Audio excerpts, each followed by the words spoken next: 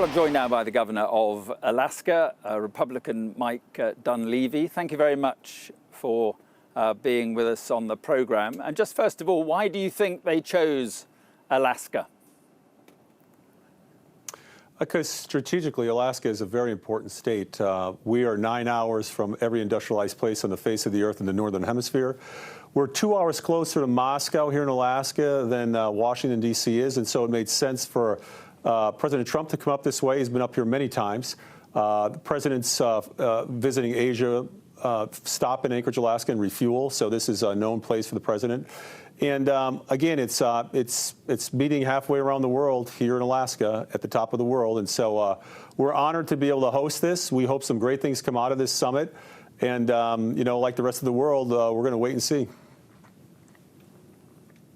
Yeah, well, it was also Russian territory before it was sold in the 19th century for about $7 million, I think it was. And the Russians went on to regret that. But as you say now, there is this sort of great power game between the powers, the US, Russia, China, for vying for power, vying for resources in the Arctic. What do you make of what's going on? Because the Russians have been pushing ahead, haven't they? Well, in terms of activity in the Arctic, obviously Russia's got the largest coastline on the Arctic, but Alaska makes the United States an Arctic nation as well, and our friends to the east, Canada. We've had great cooperation with the Canadians for many, many years. We have a joint Canadian-American armed forces presence here in Alaska. We're certain that Alaska can project America's policies into the Pacific, the Northern Pacific, Western Pacific, and the Arctic, which we've had for decades. Alaska became a state in 1959 during the height of the Cold War. Alaska's Constitution, in some respects, was formed as a result of our statehood happening around the time of the Cold War. And so we're used to this neighborhood. We're under the Korean umbrella, nuclear umbrella, missile umbrella. We're under the watchful eyes at times of the Chinese plying warships up through the Bering Sea. And of course, every once in a while, we escort the Russians away from our airspace. And so we understand what the neighborhood is. We're very confident, I should say, in our robust military assets. And we just hope, again, that something comes out of this summit that's going to be hopefully a just peace, or at least put the discussions on a course for a just peace for Ukraine. But again, Alaska is proud to host the President of the United States in trying to pursue this issue and bring peace to the world. What do you think of what Donald Trump is doing with Greenland, or making these threats to Greenland as part of his kind of Arctic strategy? What do you make of that? Well, I think the whole idea is to make sure that North America is defensible. And Greenland is part of North America, just as Canada is, Alaska, the lower 48. And so the discussions that were happening there, from my understanding, is to make sure that there's not a foothold, for example, a large Chinese presence that takes place there. Hopefully there's not a Russian presence in the future that takes place there, but that we should all work together in North America and ensure that we have security and stability here in North America.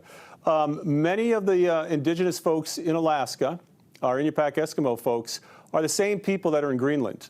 Very close in terms of language, culture, certainly.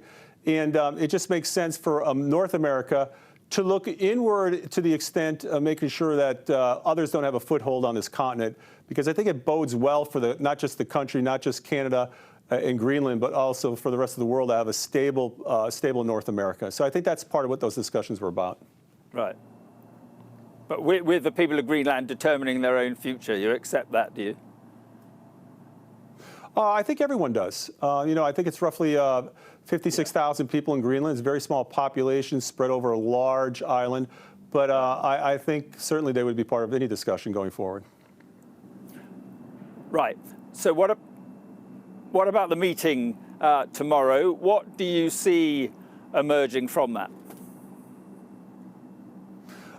Again, I see President Trump sitting down with President Putin, and as he says, ascertaining pretty quick whether Putin is serious about peace or not. And he'll be able to figure that out, I think, in short order. So if this meeting goes on for 4 or 5 hours, then I think there's headway being made. If the meeting ends quickly, I think there's issues that are still going to need to be hashed out, probably in a different method at different venues. And so if the president comes out of this meeting and says we're moving ahead with sanctions, then we know how it went. If the president comes out of the meeting saying, you know, we're inviting President Zelensky over, or we're going to set up a meeting pretty quick on the heels of this, I think that's positive for potential, like I say, a just peace.